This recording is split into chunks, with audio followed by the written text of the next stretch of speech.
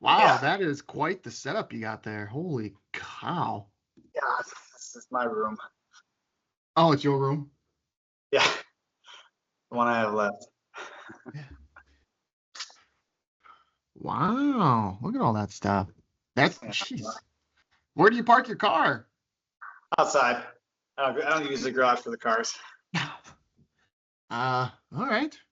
Well, I guess you don't get snow or anything, so what do you need a It's garage Sunday, for? really. Wow. All right. What'd you do this morning? You got a workout in? What'd you do? Just did legs and just a teeny bit of biceps. Just a little biceps? Hmm. Yeah, Yeah. Dang. Sorry, I'm admiring the equipment. I know. Just I went accumulate. blessed to buy a house in 21, and this is the one thing I did is got a good sized garage and filled it with all my workout stuff. Geez, so how is that just stuff you've accumulated over the years, I assume? Yeah, I am like a Facebook marketplace or garage sale scavenger. My wife kind of got me into it too because it's just like, get other people's used stuff. So like that's what I did for a long time when accumulating like my setup when I was working as like, I was like an EMT going to college, not making anything. I'd Yeah. find cheap stuff I could get. But yeah, now I've kind of loaded it with better equipment.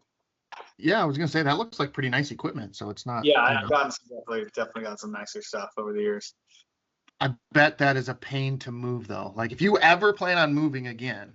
Yeah, this this seems more like a forever home. Okay. I think this is where I'm going to stay.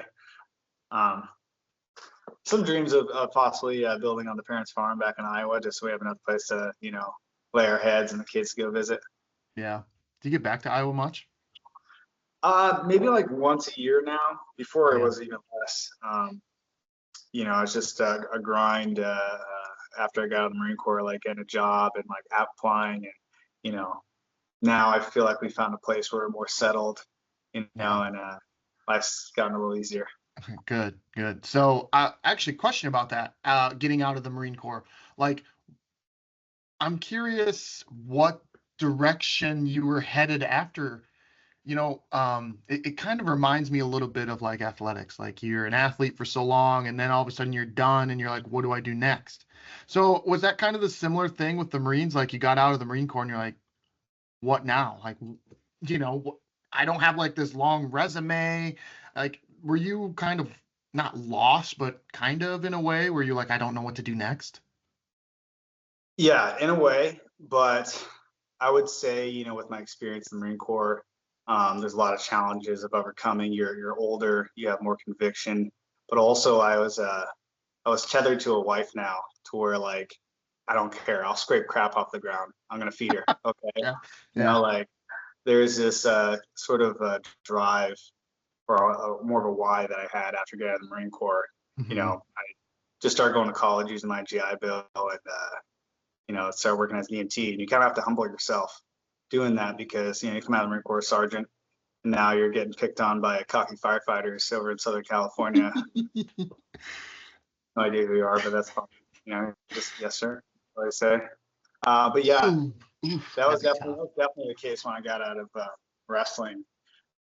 Yeah, I mean, I feel like as a wrestler, I'm not sure how many years like everyone invests, but I mean, I did 14, 15 years ever since the age of 5, Hmm. and it's a lot of time to put into one thing, especially from like I don't want to say indoctrinating, but like from a child, like this is what I was born to be, Hmm. and then once you get out, you're like, what do I do?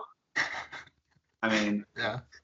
I think it's definitely important for parents out there to give your kids balance and show them that there's more out there in life too, but there's a lot you can learn from wrestling to be successful in whatever avenue you take in life. Yeah. Did you scrape crap off the sidewalk? Is that why No, you said that? No, okay. I no, didn't I know if mean, like you were hinting that, I had to do that once actually, but I have dogs. I mean, you got to do that every now and then, I guess.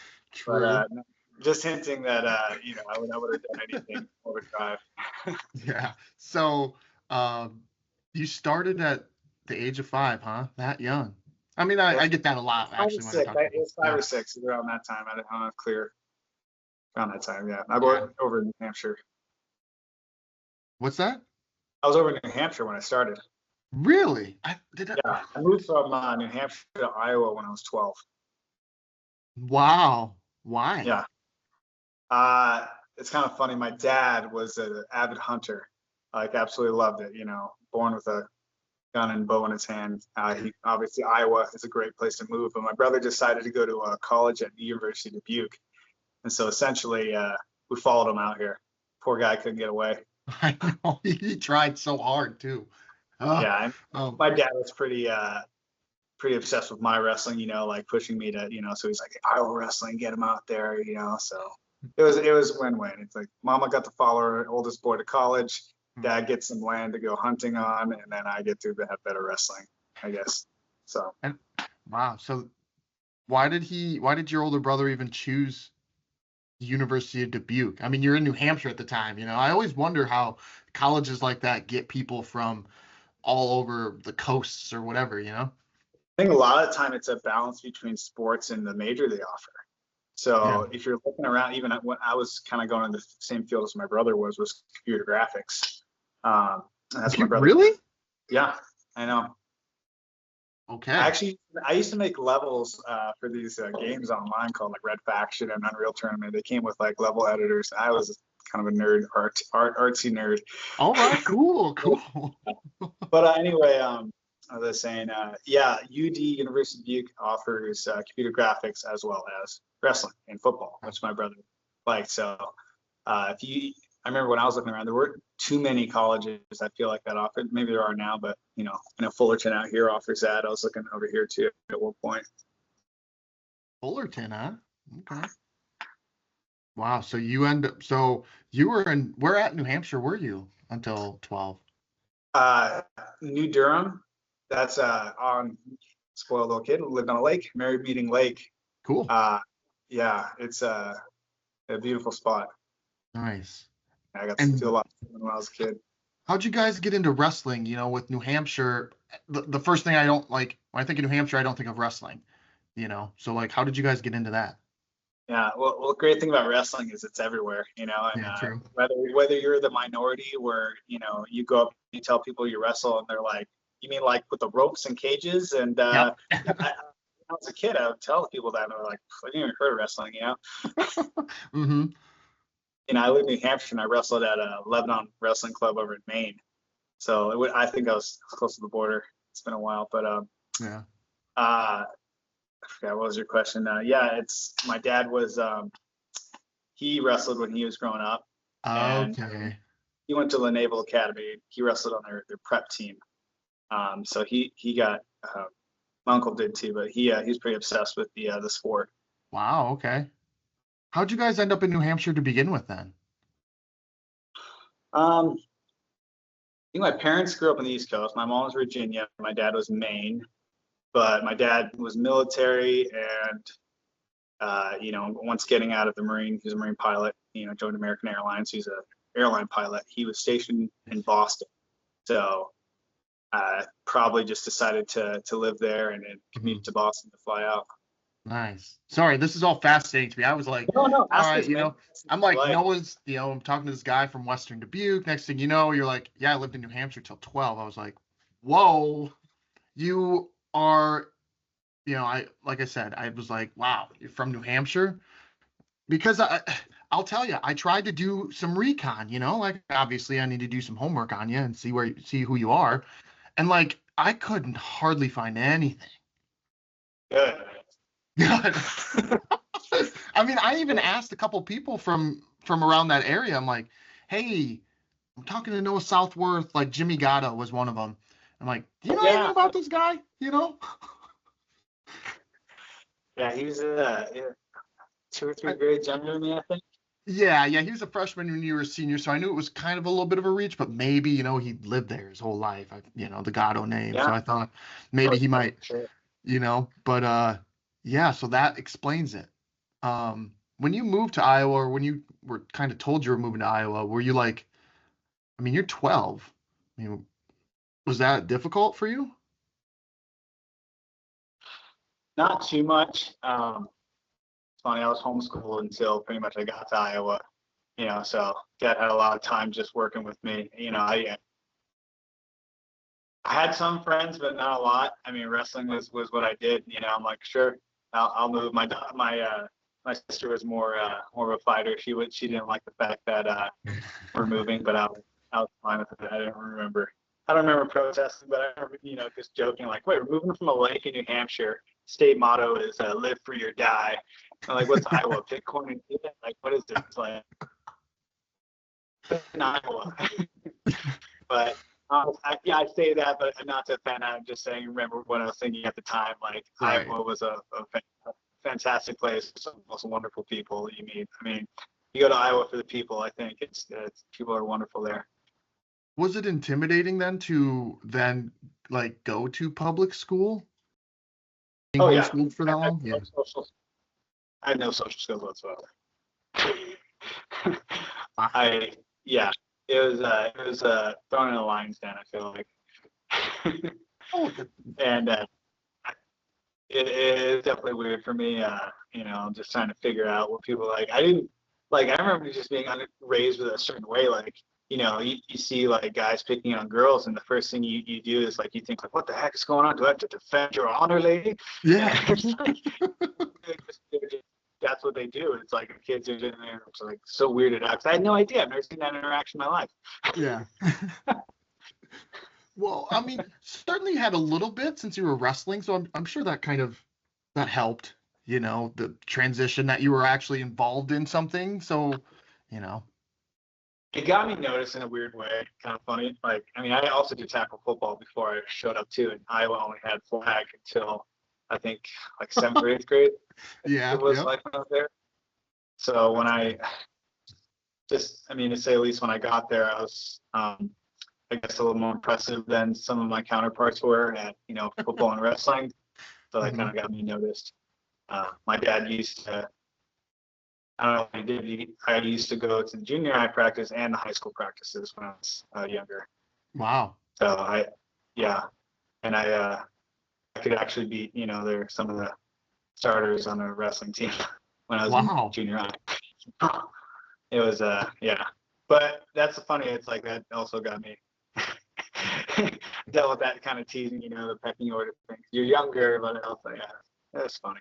Yeah. Did you have some success out in New Hampshire? Like, did they have like an AAU circuit or things like that? There was a tournament. I remember how many. I wrestled in the Maine and New Hampshire state tournaments when I was a kid, Really? and I don't remember. I don't remember how many ones. I know I've won them both, but I can't remember how many times. So I was a kid. I have to ask my dad. Because I lived in New Hampshire, but I also wrestled in Maine. That's where my club was. So I did both tournaments when I was a kid. Wow, I didn't know you could do that. Ah, So you won both. So you won both Maine and New Hampshire. yeah, Wow, look at you. I know. How'd you do No, in Iowa when you moved here? what's that? How'd you do in Iowa when you moved here? I believe it was my 8th grade year. Gosh, man, my memory's terrible. Like, you have to figure. I was gonna let you know, like my memory's not the best. It's been such a long That's okay. time. Actually, talking about wrestling or ever. So yeah, I forget. And I lost a pretty really good opponent. I remember seeing him. He had a really successful career. I remember. I think a lot. I believe I got second in 8th grade. Well, there you go. I mean, But I bet. high school was. I suppose, you know, I never got all the titles or anything in high school. I beat some good wrestlers, but you know, never got the first place I ever wanted.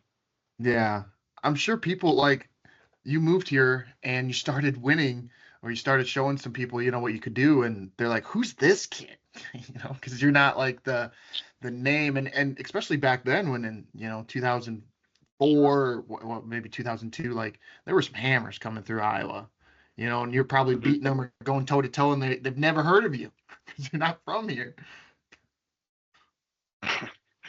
Yeah, I mean, must have been something like that. I can't really remember. Yeah. How did you guys land at Western Dubuque in the first place, or in Epworth? think it was just where my dad bought, some acreage. Okay. He has some good acreage over in outside Epworth, yeah. So he's got some land out there. So that's where I think he found the land. And he probably, from knowing my dad, he researches everything to death before he does anything, which is a great quality. But I remember he probably looked at all the rest of the schools and where I should go. So I probably had the opportunity to go to the city. I think it kind of bordered these, whatever the districts. But yeah, we chose Western Dubuque. I'm glad he did. Yeah, and interesting that he chose Western Dubuque because at that time they were, I think there were some good kids around. I think even your junior year, Tom Danner took over, and it was like his first year. So like, if he was choosing it for wrestling specifically, like there may have been a different, potentially a different direction he could have went, but it wasn't a big wrestling school at the time, right? Definitely there's a big wrestling school that I think. Cleary just took that place off, in the most recent years. That I wish I had paid attention more, but I've definitely been looking over my shoulder a little bit, looking at the school, and they've had some amazing people come through there. Yes, yeah, and you guys were kind of the catalyst for that a little bit. I mean, there had been some success, some individual success and whatnot, and your group, but with like you and Klusner and the Gansons and then Gatto, I mean, you guys kind of started it there a little bit, or push the momentum further. Yeah, I don't want to discredit before you. No, it was a great team. I love those guys, and a lot of them stayed behind and helped out. And helped out the school. But I love the Ganson brothers. Really fun to wrestle against. They're they're just fun to wrestle. They both have their different styles, and they love their music. We play some music sometimes in the wrestling room during live matches, and like if a good song came on, they liked. I swear they got a little better. Yeah. Did start to sing along a little bit. Nice. You guys kept it light, which is, at times, which is necessary, I feel. At least for me and what team I would want to be on, to be a little light, Yeah, I discovered, if you're doing anything difficult in life, you have to have, I feel like, a lighter attitude about it in order to be successful, because it's a heavy load to take on, and any sort of difficulty. So you kind of have to feel a little lighthearted about it. Yeah. How did the first couple years in high school go for you? Kind of warming up to varsity wrestling in Iowa and new school still kind of, and just all that. If you remember those. If you remember. Yeah. Well, it's funny. I remember there was at least in wrestling, this came to my first. I remember we only used to wrestle like 20-some matches a year. I think like official matches, and then after my sophomore year, went up to like 40. Yeah. I do remember that sort of transition. You have to fact check me and talk to someone else in my era. I do remember there was that big transition from my freshman sophomore year. Still learning the ropes on how to talk to other humans, after being homeschooled and just molded into, a wrestler on my off time, and then learning I actually have to develop some social skills. So that was still learning all that my freshman, sophomore year, I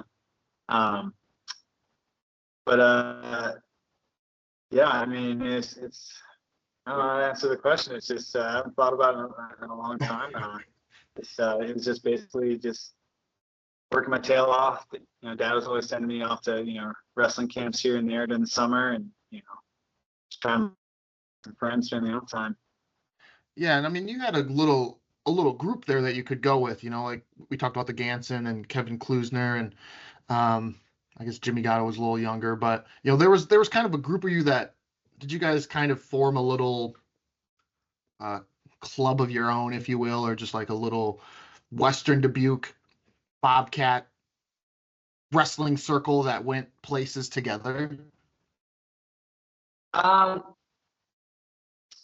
Wrestling wise, we'd go practice with some other teams that I believe do some camps, but hanging out outside of school, we actually, we're close, but we weren't like best friends. We always have kind of, I feel like we all had like different friend groups. We're all different grades too, so I think we kind of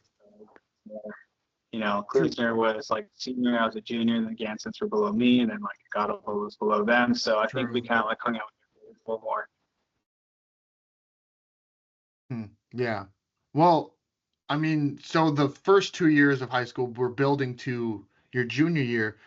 You actually won districts as a junior, right? And you beat Phil Sexton of Prairie. And I think Phil Sexton ended up winning state that year, and you beat him pretty handily. I actually went twice that year. I it was like 13-4 early in the year, and I pinned him, I think, at districts. Wow. Um, so that year, I came down with something. I feel like it was kind of a godsend in a weird way. I'd have to tell you about that later, but I got really sick. I was spewing everything out both ends, at the state tournament. There was talk about even wrestling at all. Um, Wow. I think I remember my coach like just carrying me off the mat after like my second match. I think I was just 2 and done. I went out there anyway, just trying my best, and it was just like had nothing in me. I was done. Got really, really sick. And yeah, I was up to to sit there and watch, after, working really hard, your whole life for that year, like seeing that opportunity kind of go past you and seeing somebody that you've beaten pretty good, or at least you had his number, Hmm. win. But that doesn't take anything away from him too, because he's a great wrestler, and he actually beat Stu Gilmore, which is another fantastic. I could never get he had my number, you know. Yeah.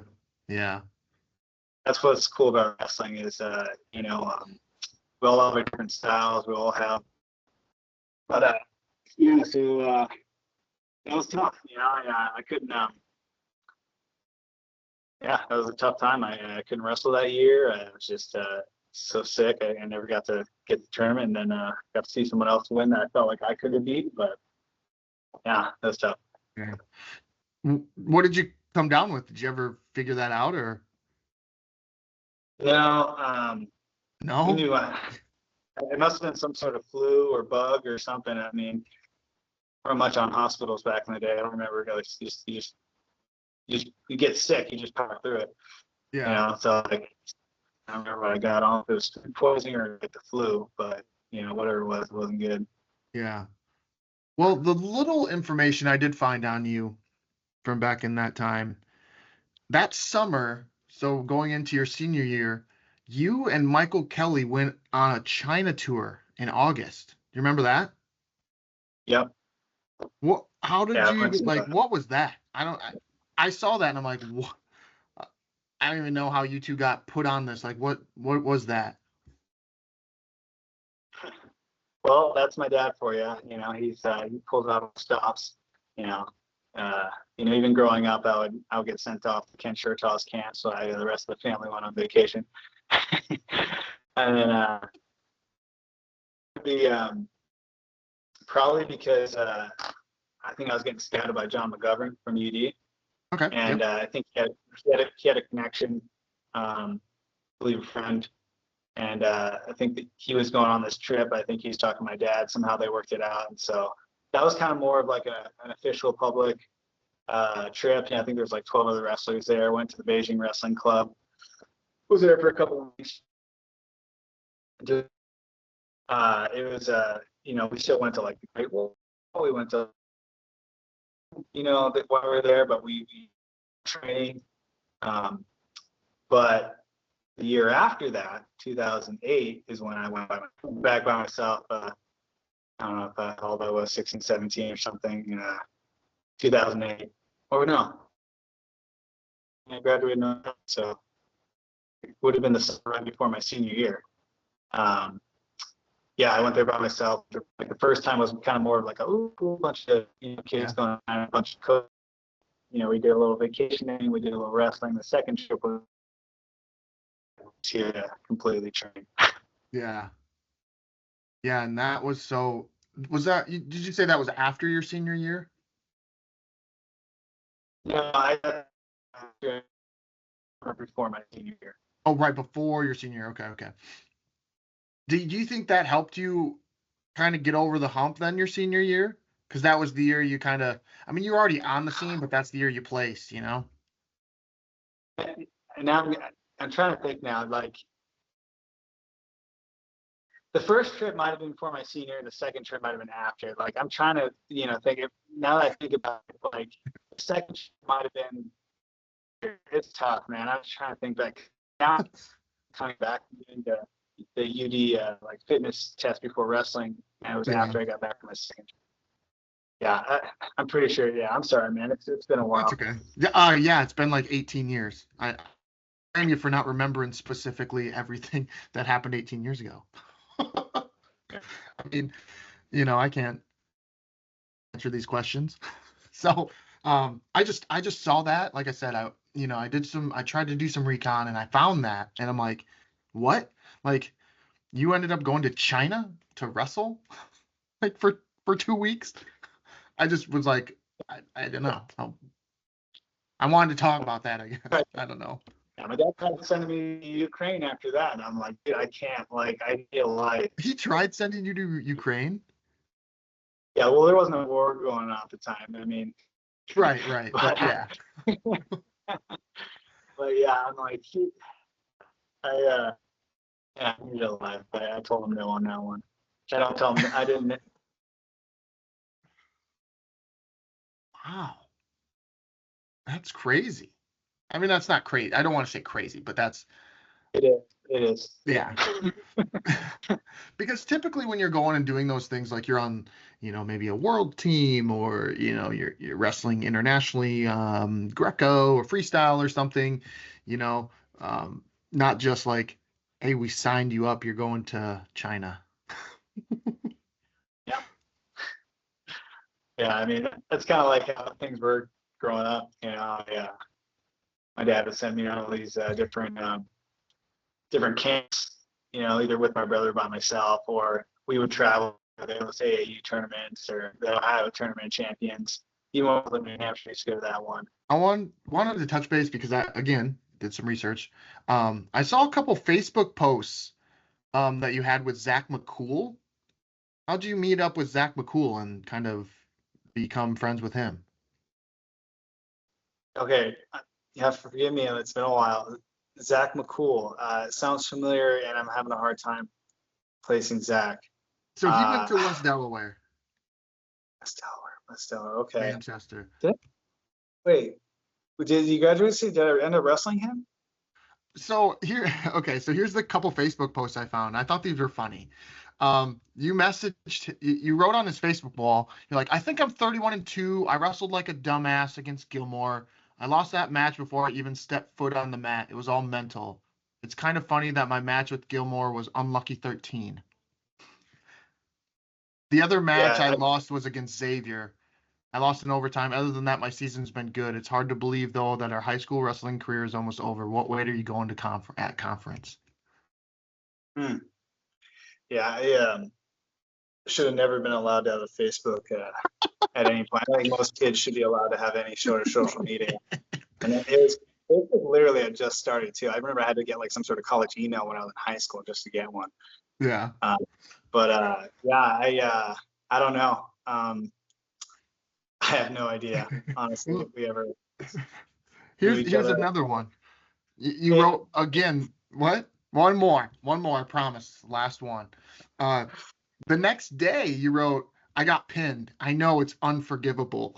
I just thought that was kind of funny. It's unforgivable.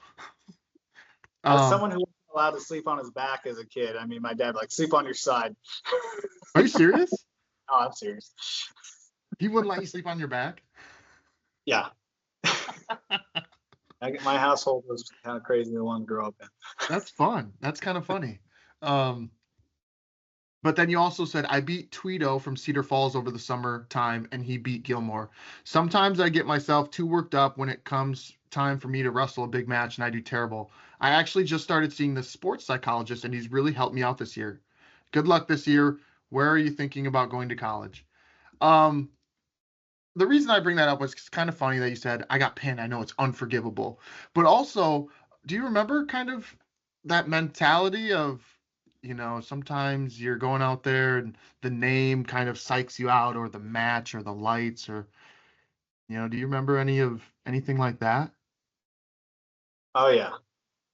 Yeah, I remember. Yeah, it's it's funny, trying to think about the mentality of someone who works so hard and just wants to win. I mean, you can't. It's hard to fault any young man that is wants that. Um, yeah, I remember getting butterflies before every match. It's Every match? oh yeah, I felt like I always had to take a big dump. Those little butterflies. Yeah, every time I walk. Yeah. It didn't matter who I was wrestling. I always felt like it's a little bit of a stage fright. Maybe it's a little shyness, but once the whistle blew, it was over. I was game time. Mm-hmm. But yeah, I had a lot invested, and I really wish I had more of a mentality that could have made me, I feel like, last longer in the sport. Yeah.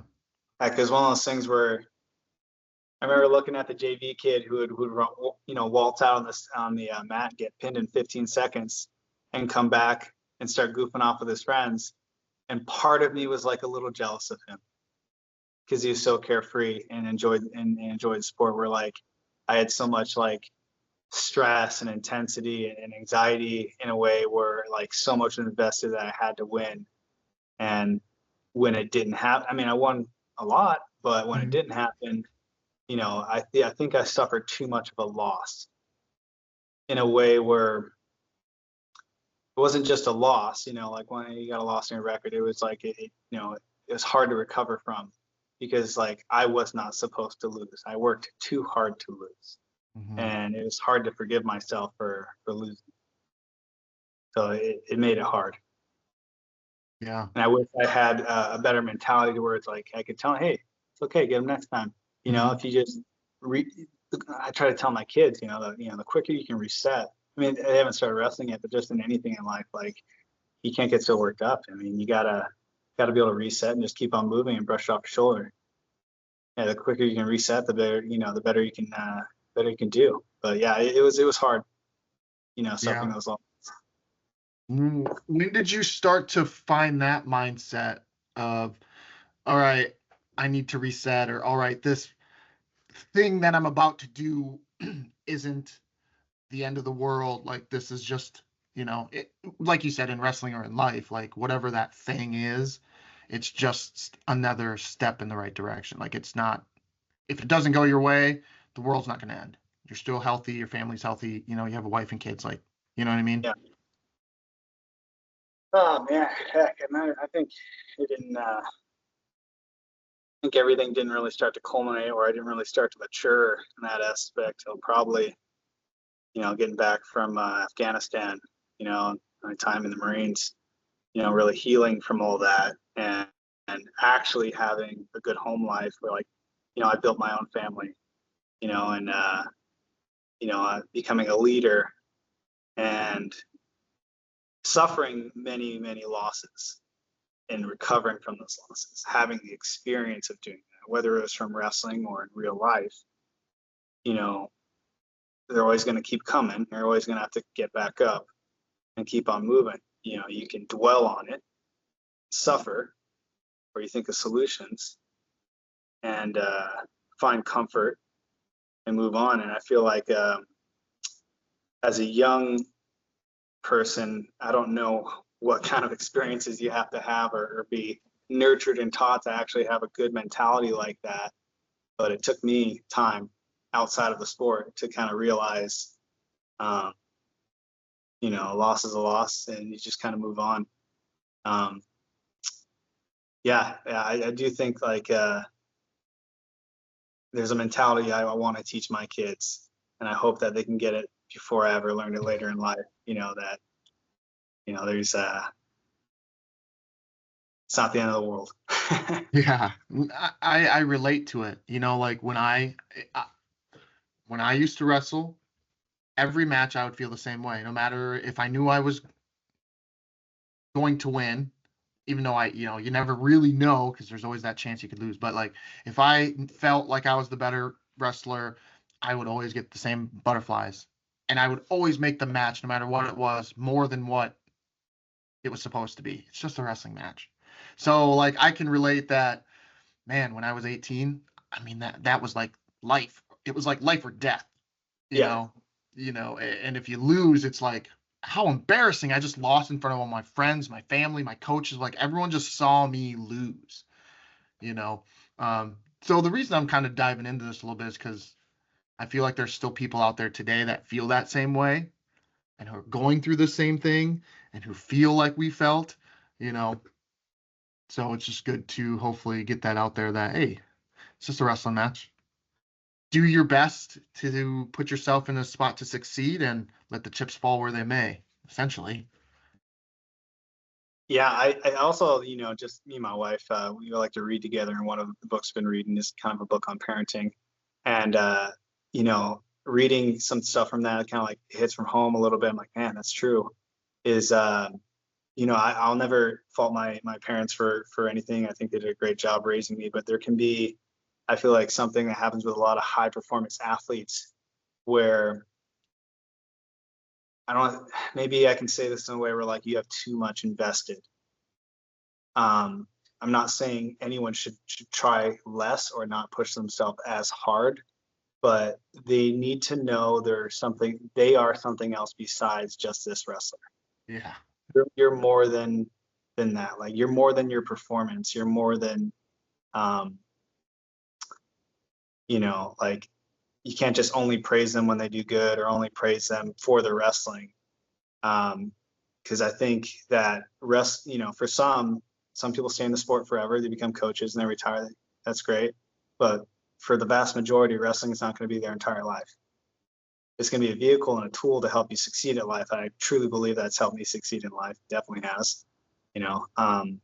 But yeah, there's got to be some other avenues for them to realize that uh, there's more to life.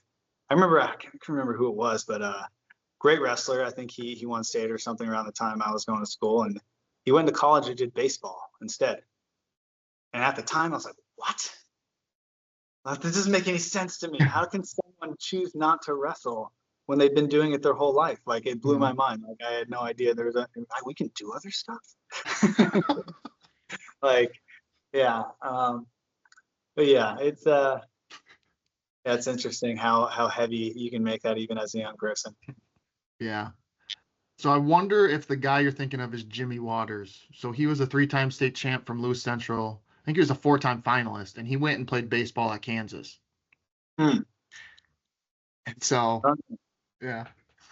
Um, and people still to this day will give him crap for it, because I think he's involved in the sport. I think he's a coach somewhere in the Omaha area here, I believe. And so people will still, give him a hard time that he didn't go wrestle at college. I think he had a decent career at Kansas playing baseball, but yeah.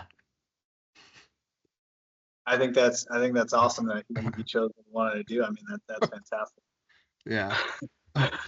So you went to University of Dubuque. Was it like a foregone conclusion that you were going to go to UD? Was there like another option other than Dubuque? Yeah, I remember looking Co-College, I think, was looking at me at one point, but yeah,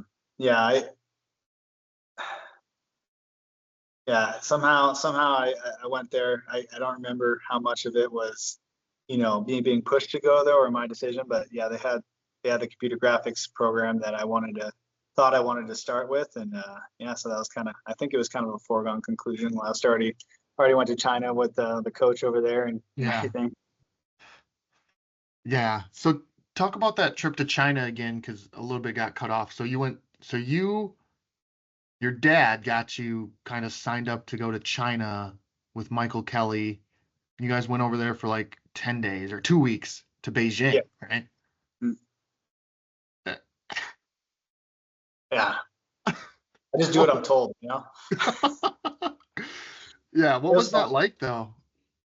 I mean, it was fun. There was some other wrestlers there, like I don't know, like 10 other wrestlers or so, like you said, and I went there for like 2 weeks and wrestled with their team, practiced with the Beijing Wrestling Club over there. It was like, but it was one of those publicized trips where, like, went to go see the Great Wall. You went to all these other locations, which were cool to see, and had to have some fun and some wrestling too. As the second trip I said was a little different. Yeah. Did you ever have McDonald's while you were over there? Yeah, If you I think remember? so. Really? Yeah. Yes. Well, I wonder how it was. If you remember. No, No. I remember. Dang. I think I had it, but I don't remember how different one. I don't think it's like the Japanese McDonald's where like I've seen that advertised where you're like, what? It's a completely different animal Right. over there. Oh, Seeing okay. eating sushi or something at McDonald's. Dang. Okay. Yeah, I was wondering that. Because I think you're right. I think maybe that's what I'm thinking of. Japan McDonald's is like, what is it? Yeah. So how did you end up in the Marine Corps then? So you go to UD.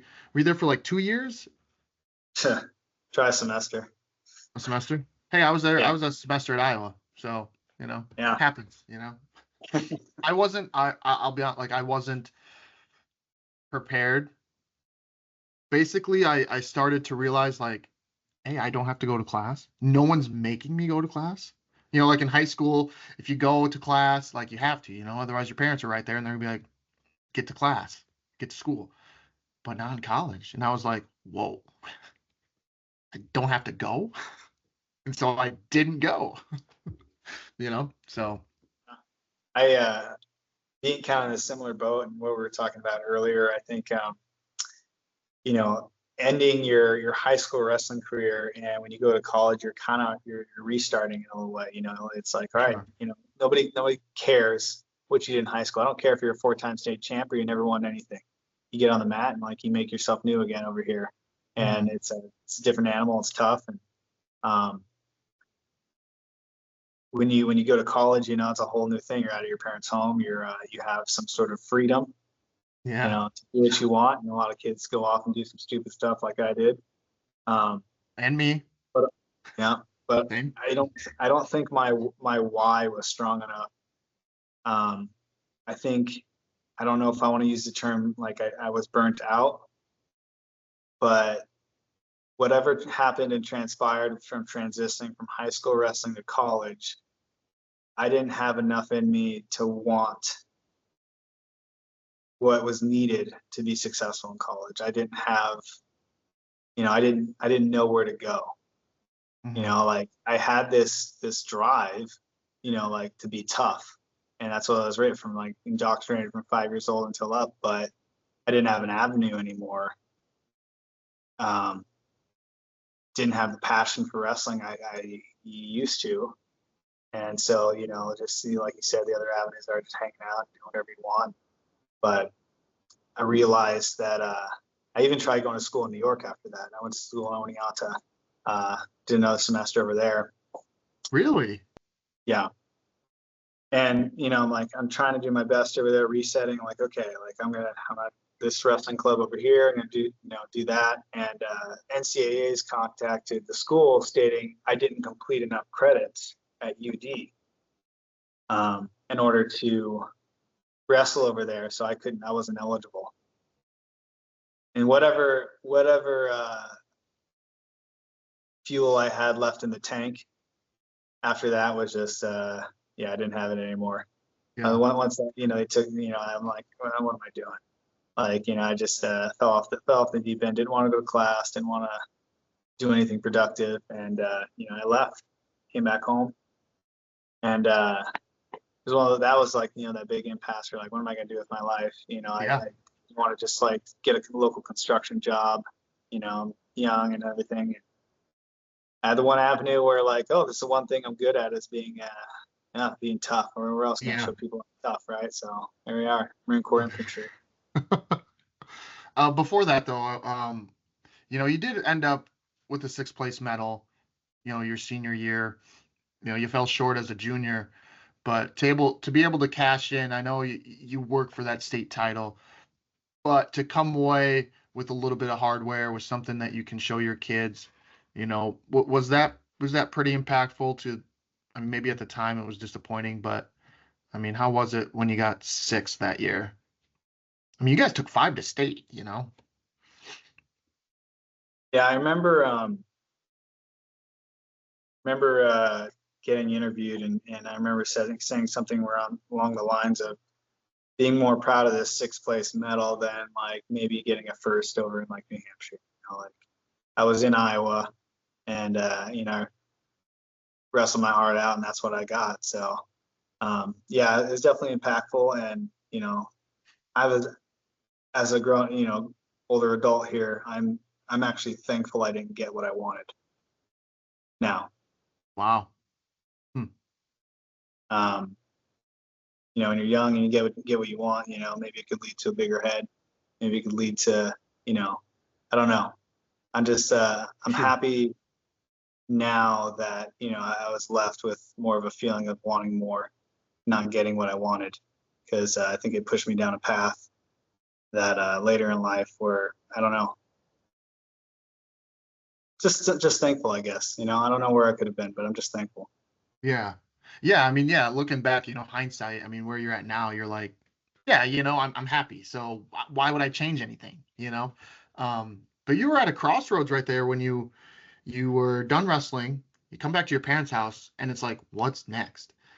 But I thought it was impactful when you said that your why, you didn't have a strong enough why. Yeah.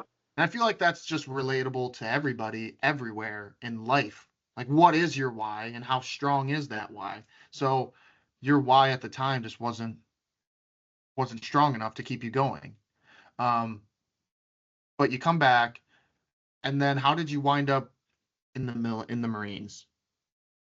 Because like you said, there were some different directions you could go. Construction, you could have went to Piasta, Yeah. I think part of that was that wrestler's like pride, where I wasn't done. I still thought I was something. I thought never got what I was supposed to get, or I wanted to be tougher than what I was. But also I felt that I didn't like who I was becoming or could become. Like, am I just going to be some guy who just like, yeah, my highlight of my week is going to be grinding a 30 rack on a Friday night. That was just a self-assessment. I'm not pointing fingers at anybody. And I'm just like, I don't want this. I need something bigger for myself. And whether it's, I'm either going to die trying, or I'm just going to, go somewhere and figure it out. And I also needed, I feel like I needed maybe a little bit of an attitude adjustment. One thing in wrestling is it makes you tougher to realize, it gives you a hard attitude. And so when you kind of see yourself maybe veering off from the fact, you at least have a little self-awareness that you need some correction, because, I feel like that's where I was at. So I felt like the Marine Corps could help me do that. Yeah. This is good. This is great stuff. Personally, I think it's great. Well, it's really, yeah, self-assessment. Okay, where am I going in my life? This is where it looks like I'm headed. Do I want to be that Noah Southworth? Is that who I want to be? No. And that could be true for anybody. Where are you right now? And truly, where do you see yourself going? What path are you going down? And is that what you want to do? Okay. Now you gotta be okay with it. And you clearly were not okay with it.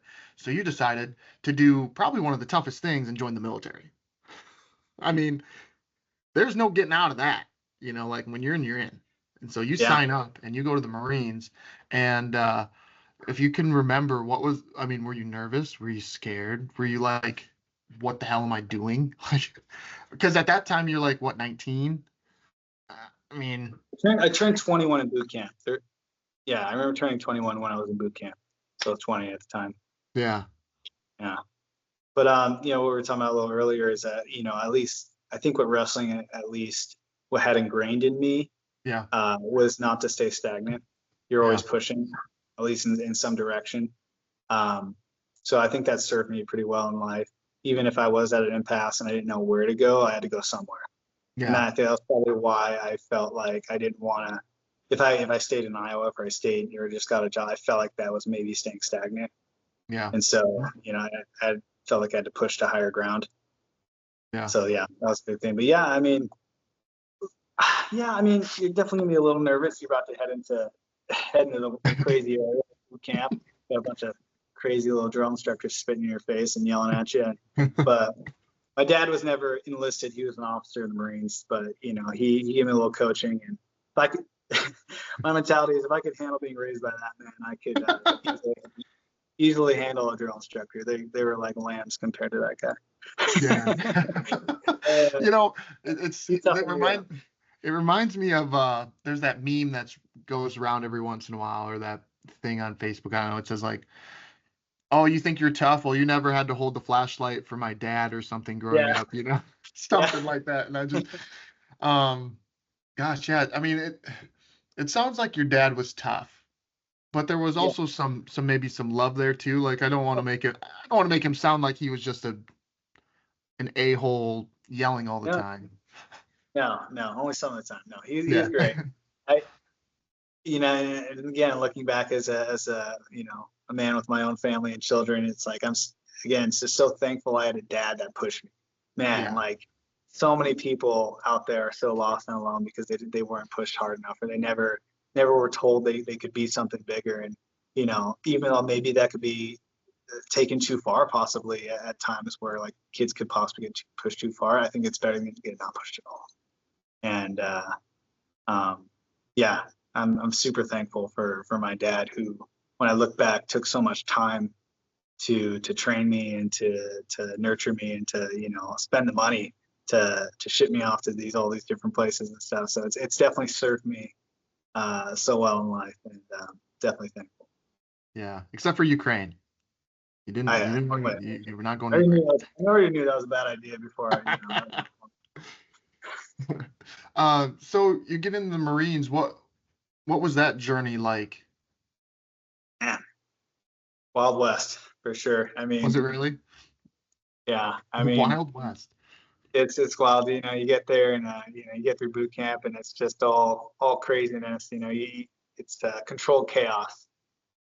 That's what it is. And you definitely learn to mind your P's and Q's over there. I mean, it's just your every action, the way you breathe. I mean, everything is under scope. Mm-hmm. The way you talk. I mean, everything. And then you have these guys in your unit from all around the country. I mean, you're hanging out. One person's West Side LA gangbanger or something. The other guy is a redneck from Texas, and then you got corn-fed Midwestern guy, and you're all best friends. Mm-hmm. just ripping on each other for all your quirks or the way you talk. It's just it's a fantastic place. I feel like everyone needs to experience it in some fashion. It's kind of like being on the wrestling team, where you become closer with those people based off the challenges that you guys overcome and are with. Yeah. Did you ever break and have to like build yourself back together? I know that's kind of a deep question. I'm sorry, but No, yeah, that was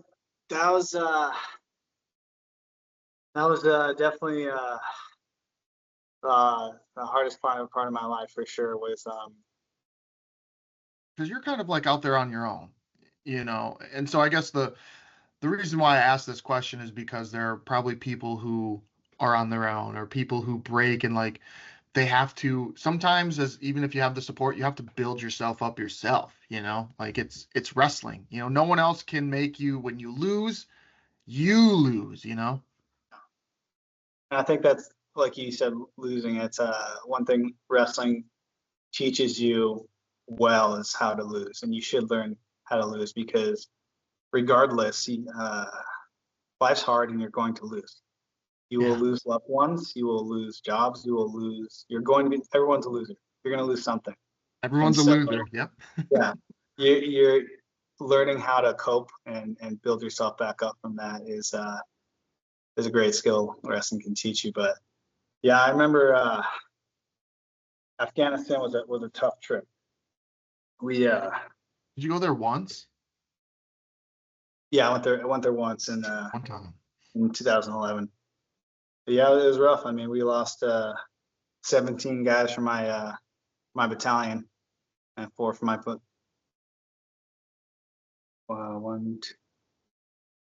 three from my platoon. And Yeah, I went through a lot of challenges over there. I got wounded myself in a lot of gunfights, a lot of explosions, and saw a lot of suffering. And so coming back, I did feel just kind of lost and broken again. Another place in life where it's like this was different. You come back with survivor's guilt, but you also just like physiologically are in a heightened state of stress to where you're not okay in a way where your body doesn't exactly recognize that it's not there anymore, even though like you're home. So yeah, there was definitely a rebuilding that had to take place after coming home. How'd you do that? I give all my credit to God. He found me again, and I think I had to be broken a little bit to hear His voice. I think you're constantly trying to do stuff for you your whole life as a young kid, and then you finally come back and you realize there's a point where you just absolutely need Him.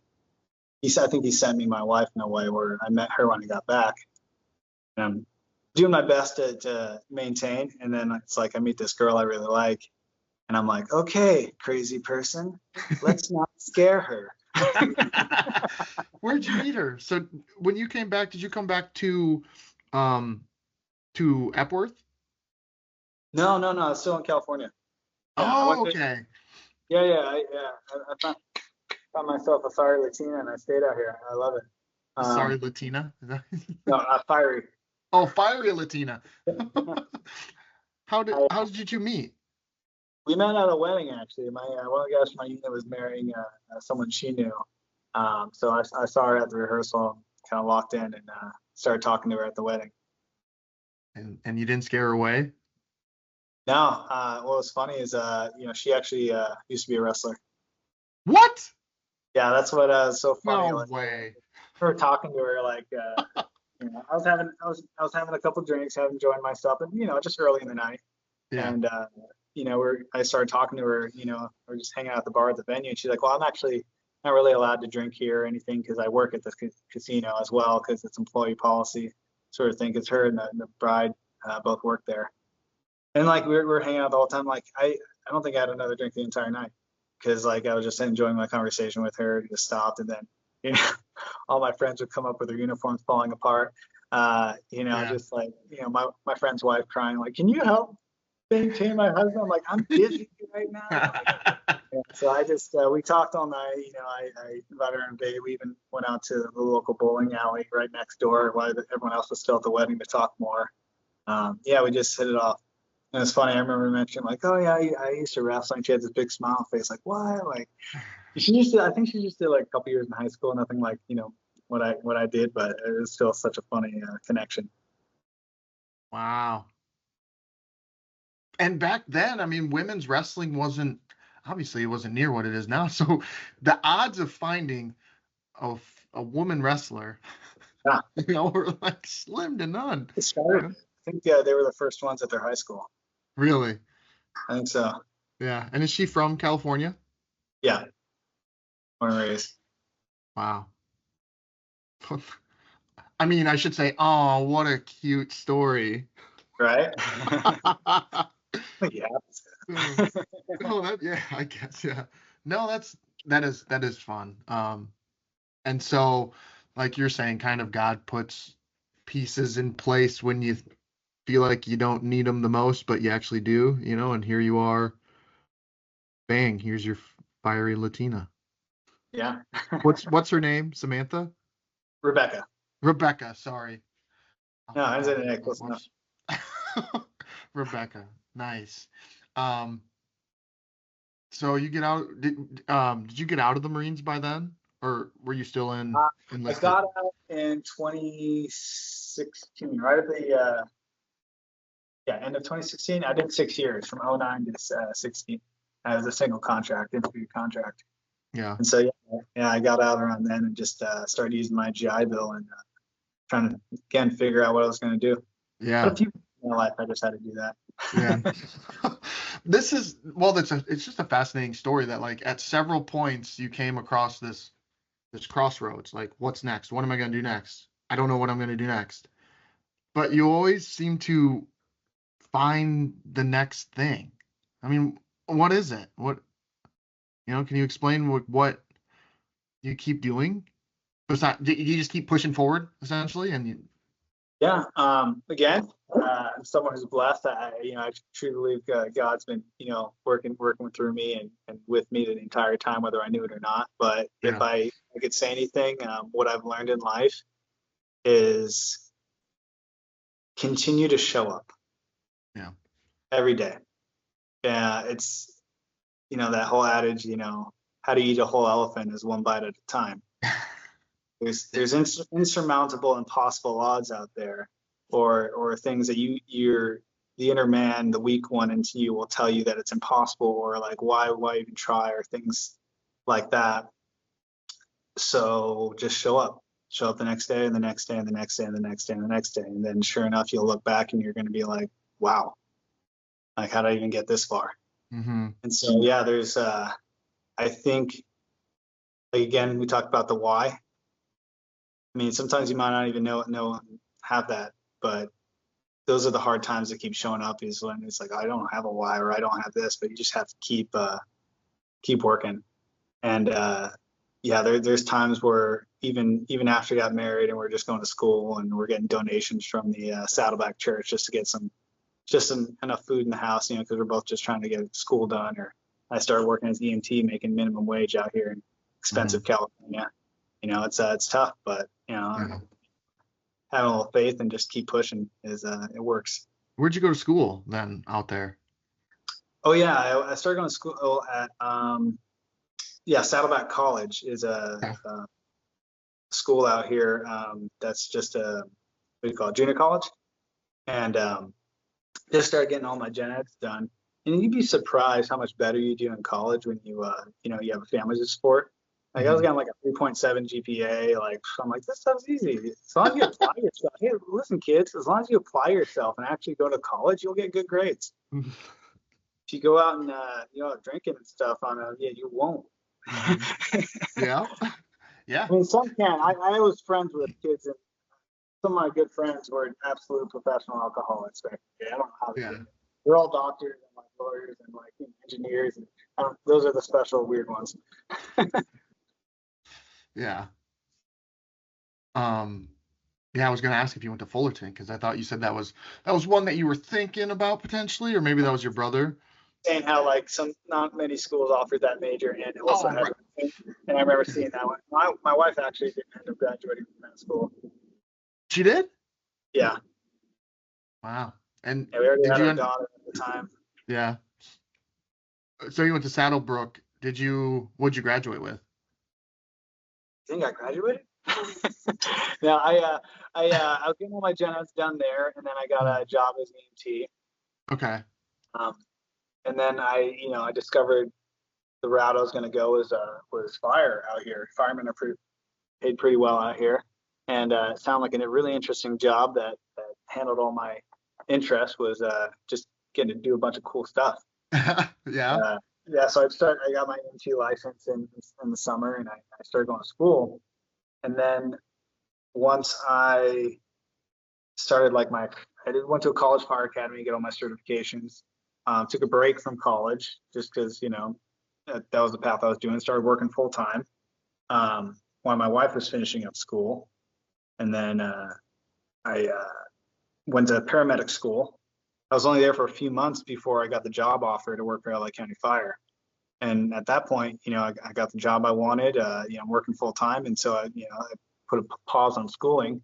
because go to school Right. so you can get a good career. So once you got the career, maybe someday I'll finish up online because I have a ton of credits. They're just floating around. I'm sure I could just need a little bit more schooling just to get an actual 4 year.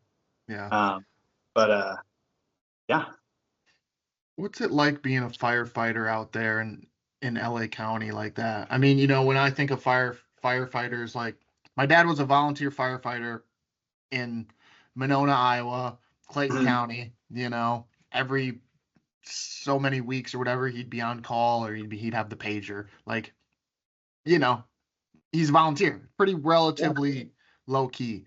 But I guess try to introduce me to LA County and what that's like. Yeah, it's a full-time gig out here. We work 24 hours. We'll have a day off in between, and then we'll work another 24. Uh, and then we'll have some days off. We'll do that. We'll keep rotating around that schedule.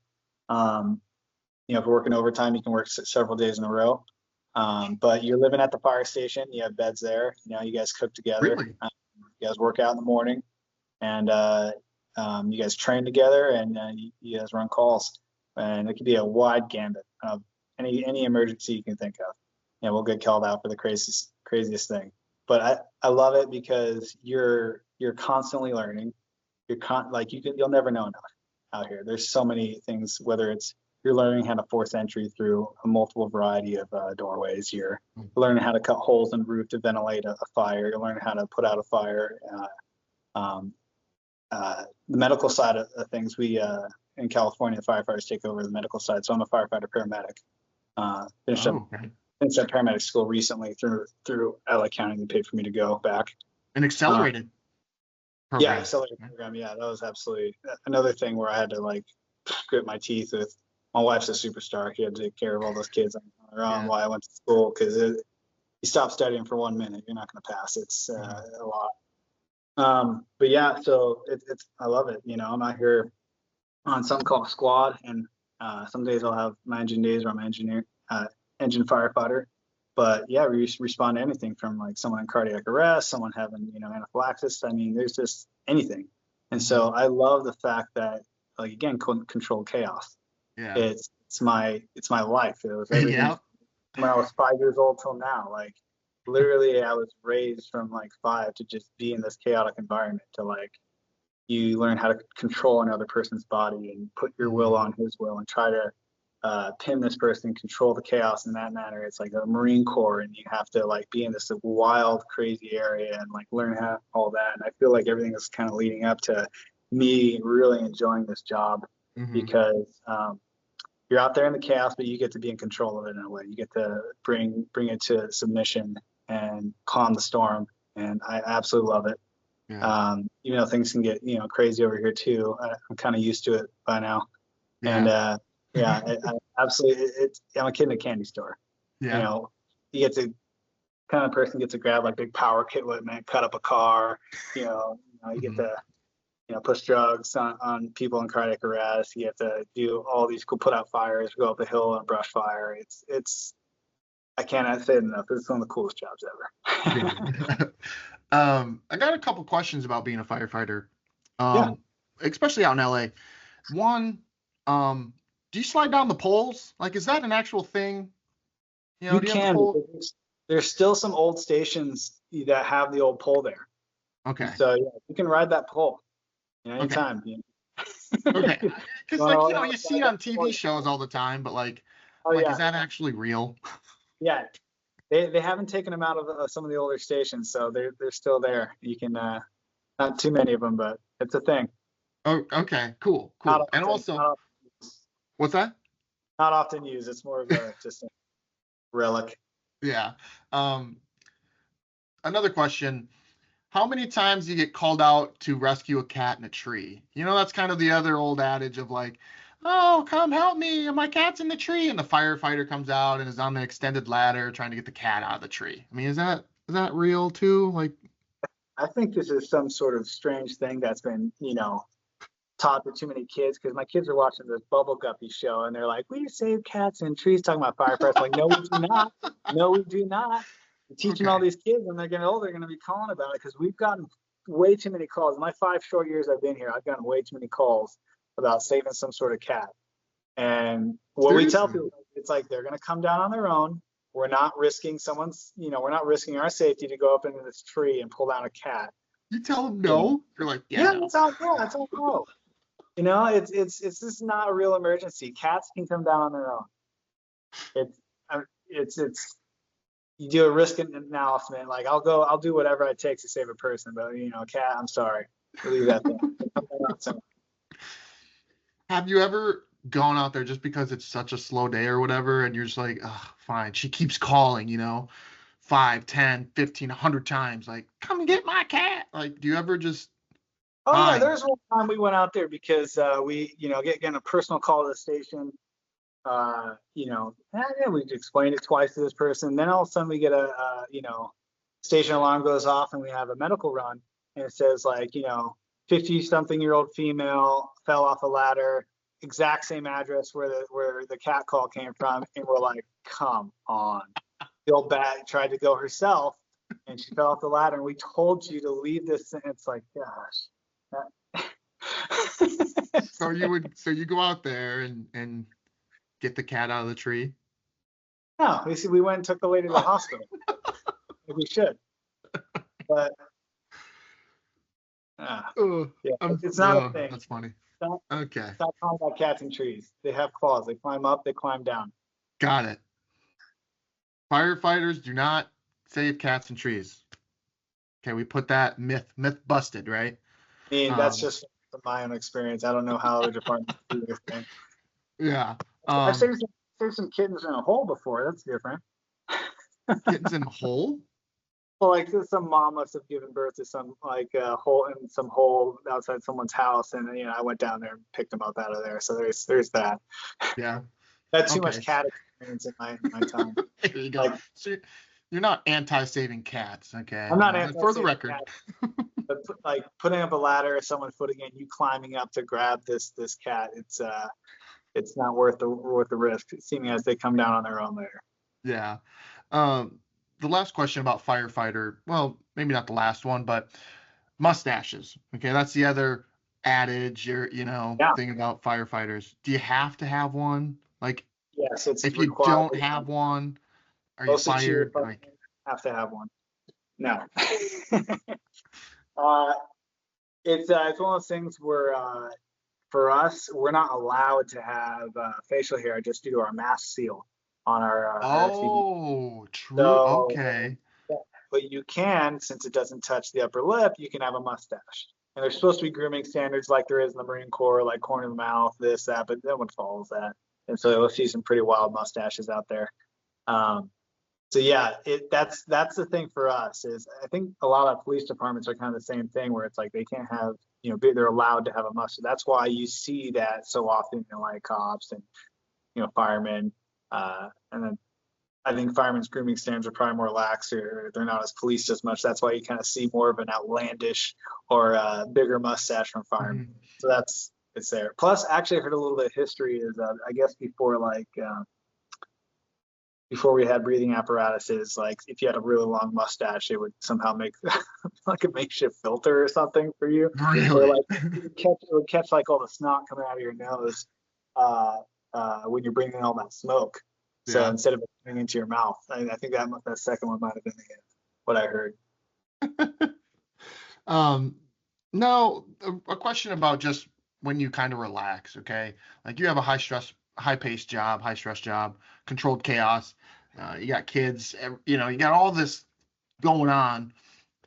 What do you do to take a second for yourself to just like, all right, I need to just center myself. I need some Noah time.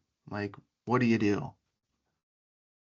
I probably need more of that. And like I've done, man, anytime you go out in the nature and do like a hike or you go out and like you just, the only sound you hear is maybe like the wind or some streams. Like, man, I need more of that. I think that does some good.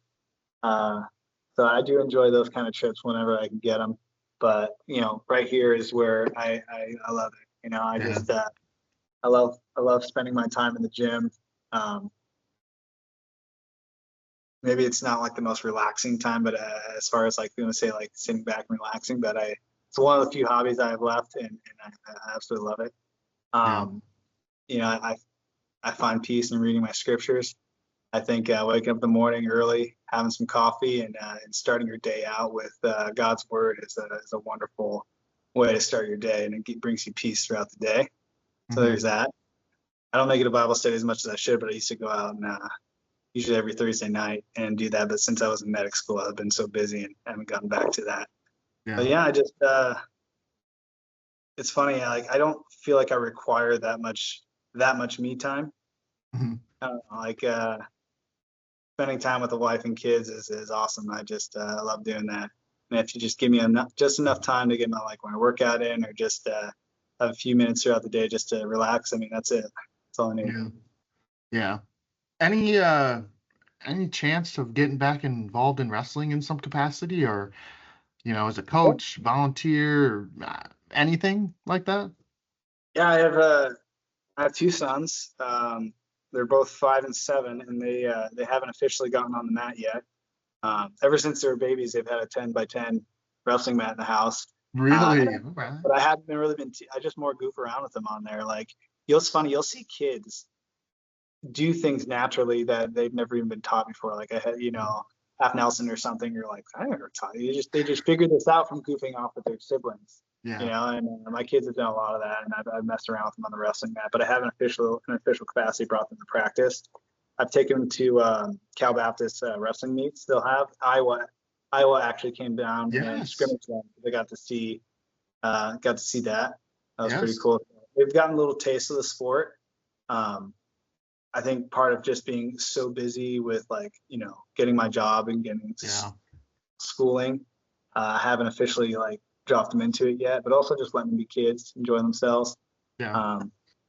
So yeah, soon, real soon, I think I already got a neighbor that takes his kids somewhere nearby, so I might drop by here in the next few weeks and bring my kids to practice. There we go. Because you're in Chino Hills, correct? I'm in Riverside. Oh, you're in Riverside, which is San Diego? Kinda? It's south of Riverside San County is Diego? its own. Yeah, the Riverside County is its own county. If you picture Orange County, you're more inland. Yeah. You're from Orange County, so you're an hour to the beach, you're an hour to the mountains, you're an hour down to Temecula area in LA. So you're kind of central to all that. So just think more inland, I guess, Okay. from the beach. Gotcha. My brother lived in, oh geez, why can't I remember this now? He lived down south, Ramona. Ramona. He lived in Ramona for a while. Okay. I have to see where that. It's funny. I've been in California longer than any other state now. I Yeah. don't know, 15 years. I still don't know where everything's at though. Okay. Ramona's south of San Diego. Okay. It's pretty south. Geez, I think it's even a little more south of Poway, if you know where Poway is. That sounds familiar. So you're more north in an LA area, correct? I assume. Yeah, LA. So yeah, like I said, Riverside's the county kind of goes almost all the way across the state. Yeah. We're I don't know how to explain that, but yeah, just we're just if you're going from the beach up, Yeah. we're inland, past the mountain, so it takes a little ways to. We're not all the way up in LA or further away from LA. It's Inland Empire is the big area they call it. I'm surprised you don't have to live in LA County. No, you don't have to. You don't have to live where you work. Do you have to live close enough to the station though, or something like a certain radius? There's guys who live out of state. It's crazy. What? Well, it's a nightmare I wouldn't want to deal with, but they move their schedule around enough to try and work 10 days in a row, however long they can, and then just go home the rest of the time. So they fly in best they can. But yes, we're not on call. We have our scheduled shifts. Granted, we have our campaign fires and big stuff happened recently in LA where everybody was working regardless. But we don't have any sort of requirement to live a certain distance. Because I think I was looking at Dubuque fire, and I think they had something like that. You had to live a certain distance. You couldn't live too far away from Dubuque, something like that. Yeah, I figured that would be the way with you guys. I mean, with as many emergencies as you might get and how quick you have to be to respond, I figured you'd have to be in a certain radius of the station so you could, be there quicker. No, it's we always have personnel at the stations, and if there's an emergency, we have a reactive force. It's hey, the strike team's going out right now, so you'll be at your station running calls, doing your thing as an engineer, captain, firefighter, whatever you're doing. All of a sudden, bam, brush fire breaks out, you're gone instantly. Yeah. And then they'll do move ups. We're kind of working a little short. We'll take one engine, we'll move it up to a busier area where that one just left to go on the fire. And so it's quick, we can send a team out incredibly fast to a fire. And then when it becomes to oh, this thing's getting big, it's becoming a campaign fire. The staffing wheels start turning, and then guys are getting recalled and pulled back in. It works quickly, works efficiently enough to where, yeah, we can be quick about it. Yeah. Um, you brought up kind of recently, and I don't want to say I forgot, but it didn't dawn on me till now. The LA fires, man, what was that like for you? I mean, were you out like as much as you care to share? I mean, what was that like to be It would have been involved great in if I that? was actually there. I was in paramedic school, and when you're in paramedic school, you're kind of off the roster per se. You're on. Wow. I'm sitting there at the hospital doing my shifts, in what we call clinicals, because like you do the didactic classroom portion. If you pass all that, you have hospitals, and then you have a few more months running, being assessed to see if you can run calls as a paramedic to pass. So I was doing my shift, just watching the fires from like the TV, seeing all my buddies sending me videos of the hellscape they were in, just absolute crazy winds. The fires were absolutely nuts out there. They Yeah. talked about, I've heard stories of them saying they didn't have the water, but the most recent fires, unfortunately, I was in school during the time and I didn't get to go on those. And I feel for everyone affected, but when you work a job and you want to do that job, it sucks to sit back from the sidelines a little bit and see all your friends out there trying to do their best. So Wow. So you were, yeah, man. I mean, it's probably a, kind of a good thing, bad thing. The good thing, I'm sure your family would say that, that yeah, you weren't in harm's way. But obviously that's what you train for. I mean, that's exactly what everything that you put in is for something like that to be ready to go out and help. So, and I'm sure it sounds like a little bit, honestly, I think you're a little bit of an adrenaline junkie, huh? Maybe? yeah. I think a little bit. Something tells me that was also the reason why, like when I was in school, I was trying to figure out what I wanted to do, and then I heard about firefighting out here, and like I heard good benefits and good pay, and you're like, this is all the stuff you get to do. You're like, really? Yeah, yeah, Yeah. That's why I'm happy with this job. It's I like the excitement. yeah, cool. And so parents still live in the same acreage in Epworth? Yep, in Durango. I just remembered over in Oh, Durango. Durango. Yep, yeah, Durango. they're over in outside Epworth. They have some good acreage out there, good hunt land. Yeah, I got to visit them a couple months ago. I think over in June. I Yeah. was out there a couple of weeks. My brother, who's in Texas, so, drove up and got the whole family together. Oh, your brother's in Texas? Yeah, brothers in Texas. And my sister is, and my two other sisters are in Iowa. Geez, you guys are kind of scattered all over the place. It's like my whole family's like that. I don't know what it Yeah. is, like both sides. I have family all over the country, and we'll just it's cool. Like I love Mhm. the Iowa model. Like so many families are so close knit and stay there, and I think that's just so cool because me and my wife are like we're envious a little bit of close families. We want to build like a generational home where we can all Mhm. just be together. But it's funny. I don't know whether what it is some sort of weird colonial blood or something. But my family is just never feel that grounded. We just move and go everywhere. I moved a few times when I was little too. So, New Hampshire to Iowa to Mhm. California. Even when I was in California, I was after I got the Marines. I wasn't thinking about staying here. I was just looking for a job anywhere. But sure enough, got one Yeah. out here. Yeah. You need to work on your tan a little bit. Yeah. Yeah. I'm just kidding. But no, it sounds like you're, you know, kind of found a little bit of what do I want to say? Um, kind of a little bit of a peace. I mean, it's still controlled chaos. Don't get me wrong. Like, but for you, it sounds like you're finally getting a little bit of a hold on life a little bit, where you're like, all right, I got this thing figured out a little bit. Yeah, absolutely. I found my happy place over here. Yeah. You know, um, it's cool. Riverside, California. It's cool. I've like I said, that attitude where somehow I've gotten from wrestling where not staying stagnant in a way where like I'm 36 and I just got done with paramedic school, and there's going to be more opportunities for learning because we homeschool our kids too now, and mentality is you never stop learning. It's not like this thing that you just do to get a job and you're done. You know, there's all sorts of opportunities out there. So I'm really happy I've had a lot of opportunities to just kind of keep pushing and moving around and not staying stagnant, because that's such a blessing to be able to do stuff like that. Yeah, are you ever just gonna like chill?